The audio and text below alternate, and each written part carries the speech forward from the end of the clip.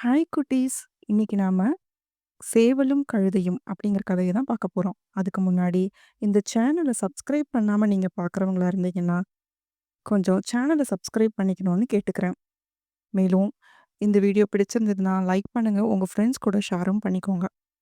ரொம்ப காலத்துக்கு முன்னாடி காட்டுல ஒரு சேவலும் கழுதையும் நண்பர்களா ஒண்ணா இருந்தாங்க. அவங்க ஒண்ணா கூடி நேரத்த செலவிடுறதுல மகிழ்ச்சி அடைஞ்சாங்க. ஒரு நாள் 2 பேரும் உணவு தேடி காட்டுக்குள்ள ரொம்ப தூரம் போனாங்க. அப்போ ஒரு சிங்கம் ஒண்ணு வழியில இருக்கிறத அவங்க பார்த்தாங்க. உடனே 2 பேரும் பயந்துட்டாங்க. மேலும் சிங்கத்தோட கண்ல படாம இருக்கிறதுக்காக 2 பேரும் ஒரு புதருக்குள்ள போய் ஒளிஞ்சுக்கிட்டாங்க. சிங்கம் அந்த இடத்த விட்டு போற வரைக்கும் அந்த புதருக்குள்ளேயே மறைஞ்சிருக்கணும் அப்படின்னு முடிவு பண்ணாங்க. சேவலும் கழுதையும் ஒளிஞ்சுகிட்டு இருந்த புதருக்கு நேரா இருக்கிற பகுதியில ஆடு ஒண்ணு மேய்ஞ்சுகிட்டு இருந்தத அவங்க 2 பேரும் பார்த்தாங்க. அதே சமயம் சிங்கமும் அந்த ஆட பார்த்தது. அது மெதுவா அந்த ஆட்ட வேட்டையாடுறதுக்காக அது கிட்ட வந்தது. ஆடு ஆபத்துல இருப்பத பார்த்த சேவல் கழுதை கிட்ட சொன்னது, பாரு நண்பா, சிங்கம் ஆட்டை நோக்கி வேட்டையாட வருகிறது. நாம் ஆட்டுக்கு உதவ வேண்டும். அப்படின்னு சொன்னது. அதுக்கு கழுதை, நாம் எப்படி ஆட்டுக்கு உதவ முடியும்? அந்த சிங்கம் மிகவும் பயங்கரமாக இருக்கிறது. நாம் எதையும் செய்வதற்கு முன்பே அது நம்மை கொன்றுவிடும். அப்படின்னு பதில் சொன்னது. உடனே சேவல் நாம் எதுவும் செய்யாமல் இருப்பதற்கு பதிலாக ஏதாவது ஒன்றை முயற்சிப்பது நல்லது. அப்படின்னு சொன்னது.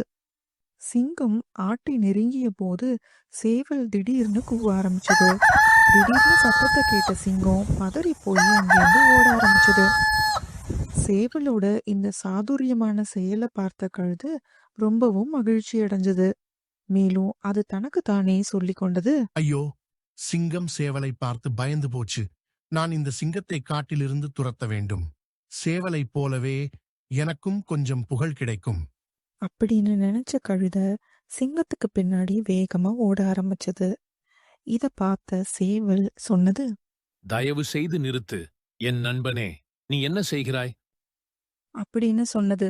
ஆனா கழுதையோ சேவலோட பேச்ச பொருட்படுத்தாம சிங்கத்துக்கு பின்னாடி வேகமா ஓட ஆரம்பிச்சது. சிங்கம் பதட்டத்துல ரொம்ப தூரம் ஓட ஆரம்பிச்சது. கழுதையோ சிங்கம் தனக்கு தான் பயந்து ஓடுறதா நினைச்சு உற்சாக மிகுதியில கத்த ஆரம்பிச்சது. கழுதையோட சத்தத்தை கேட்டு சிங்கம் திரும்பி பார்த்தது. தன்னை துரத்திக்கிட்டு வர்றது ஆபத்தான விலங்கு இல்ல, கழுதை தான் அப்படிங்கறத அது புரிஞ்சுக்கிட்டது. மேலும் கோவத்தோட அது தனக்கு தானே சொல்லிக் கொண்டது, நான் கழுதையை கண்டா ஓடுகிறேன். நான் இதற்கு முன்பு பல கழுதைகளை வேட்டையாடி இருக்கிறேன். சிங்கத்தின் பின்னால் ஓடும் இந்த கழுதை அனைத்திலும் மிகவும் முட்டாள்தனமானது.